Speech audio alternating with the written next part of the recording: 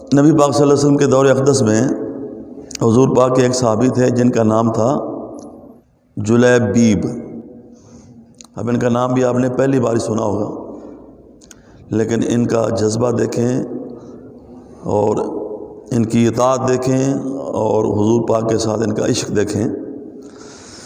بہت غریب تھے تو انصاری، لیکن غریب تھے، نہ مال و دولت ہے، نہ معروف خاندان ہے، نہ صاحب منصب ہیں، نہ رشتہ داری ہے کسی کے ساتھ، رنگ کالا ہے، لیکن دل میں نبی پاک علیہ السلام کی محبت کا اجالا ہے۔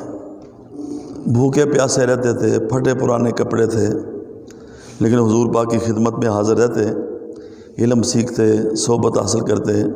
اکیلے تھے تو حضور نے ایک دن پوچھا، یا جلیبیب الا تتزوجو، اکیلے رہتے ہو، شادی کیوں نہیں کرتے ہو؟ عرض کی، یا رسول اللہ مجھ سے کون شادی کرے گی اور مجھے کون رشتہ دے گا؟ پھر کچھ دنوں کے بعد حضور نے فرمایا، یا جلیبیب شادی کر لو۔ وہی جواب دیا، یا رسول اللہ مجھے کون رشتہ دے گا؟ تیسری بار حضور نے پھر فرمایا، پھر وہی جواب دیا، یا رسول اللہ نہ میرا کوئی منصب، نہ کوئی میری شکل، نہ میرا کوئی خاندان، نہ مال و دولت، ان چیزوں کو دیکھ کر لوگ رشتہ دیتے ہیں۔ تو حضور نے فرمایا، اذهب الى ذاک البیت من الانصار، انصار کے فلاں گھر جا، وقل لهم، اور ان کو جا کر کہہ، رسول اللہ صلی اللہ علیہ وسلم یبلغکم السلام ویقول زوجونی ابنتکم، کہ اللہ کے رسول تمہیں سلام کہتے ہیں اور ساتھ یہ فرماتے ہیں کہ اپنی بیٹی کا رشتہ میرے ساتھ کر دو۔ یہ بات سن لینا تو بڑا آسان ہے، میں نے بیان کر دی، آپ نے سن لی۔ آپ اپنے دل پر ہاتھ رکھ کے ذرا اپنے ایمان کو حاضر کر کے یہ فیصلہ کریں بھلا کہ کوئی جتنا بھی بڑے سے بڑا بندہ ہو، جس کے ساتھ آپ کو اتنی عقیدت ہو کہ آپ اس کے پاؤں دھو دھو کر پیتے ہوں، تو کسی اس طرح کے غریب مسکین آدمی کو، کالے رنگ کے، جس کی نہ شکل صورت ہے، نہ کوئی مکان ہے، نہ کاروبار ہے، وہ آپ کے گھر اس کو بھیج دے اور وہ آ کر کہے، جی مجھے فلاں نے بھیجا ہے، اور وہ کہتے ہیں کہ آپ اپنی بیٹی کا رشتہ مجھے دے دو، تو آپ کی کیفیت کیا ہوگی؟ پہلے تو آپ اس کو زندہ واپس نہیں جانے دیں گے، اگر چلا بھی گیا تو گالیاں کھا کے جائے گا، اور اس کی بھی عقیدت جو ہے نا، جو بھیجنے والا ہے، آپ کے دل سے ختم ہو جائے گی کہ یار اس نے مجھے کیا سمجھ رکھا ہے، میری بیٹی اس طرح کے بندے کے قابل ہو سکتی؟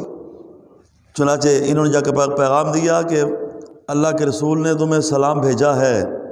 وہ بڑے خوش ہوئے اور گھر میں اجالا ہو گیا کہ اللہ کے رسول نے ہمیں پیغام بھیجا ہے۔ ابھی وہ خوش ہو رہے تھے تو انہوں نے آگے سے یہ کہا کہ نبی پاک نے یہ بھی فرمایا ہے کہ تم اپنی بیٹی کی شادی مجھ سے کر دو۔ صاحب خانہ نے انتظار کیا، لڑکی کی ماں سے مشورہ کیا۔ عورتیں عام طور پر اس بارے میں زیادہ حساس ہوتی ہیں۔ ماں کہنے لگی، یہ کیسے ہو سکتا ہے، وہ بندہ اس کو اپنی بیٹی کا رشتہ دے دیں، یہ تو نہیں ہو سکتا۔ بیٹی نے کیا کہا؟ بیٹی نے اپنے والدین کی طرف دیکھا اور اس نے کہا، اتردون علی رسول اللہ صلی اللہ علیہ وسلم امرہ، کہ تم اللہ کے رسول کے حکم کو ٹھکرا رہے ہو؟ ادفعونی الی رسول اللہ فانہ لن یضیعنی، مجھے رسول اللہ کے حوالے کر دو، میرا نبی مجھے کبھی ضائع نہیں ہونے دے گا۔ اللہ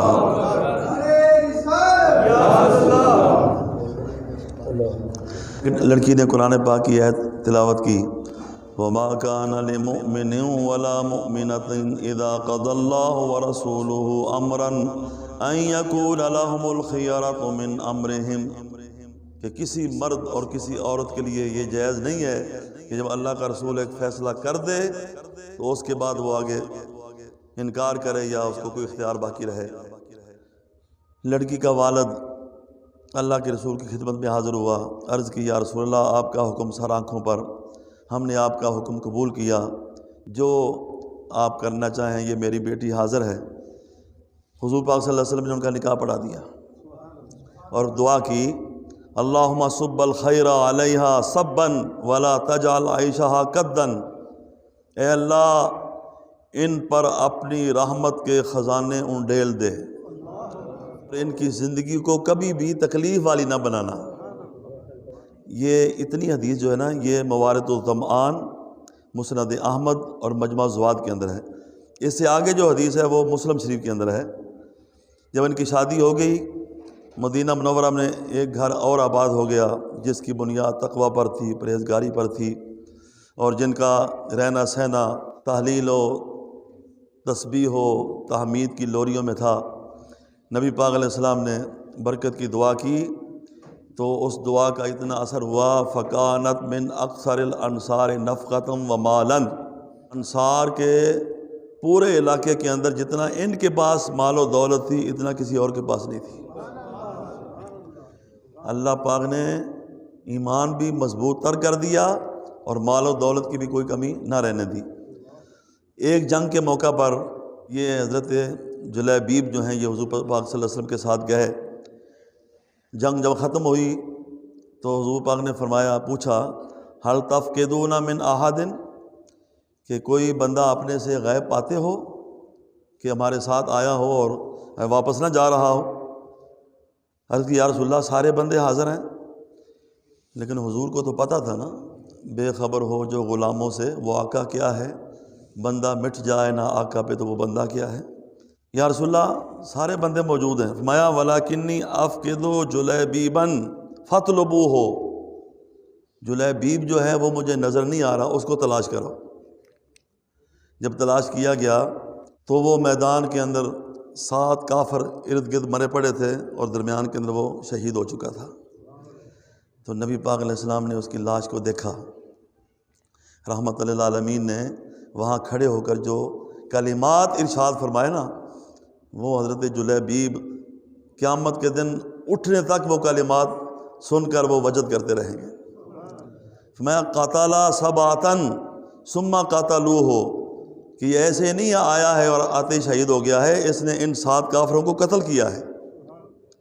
ھذا منی وانا منہ، ھذا منی وانا منہ، میں اس سے ہوں یہ مجھ سے ہے، میں اس سے ہوں یہ مجھ سے ہے۔ یہی کلمات نبی پاک علیہ السلام نے امام حسین کے بارے میں فرمایا تھا، حسین منی وانا من حسین۔ اور یہ کتنا خوش نصیب بندہ ہے کہ نبی پاک علیہ السلام نے فرمایا کہ یہ مجھ سے ہے، میں اس سے ہوں۔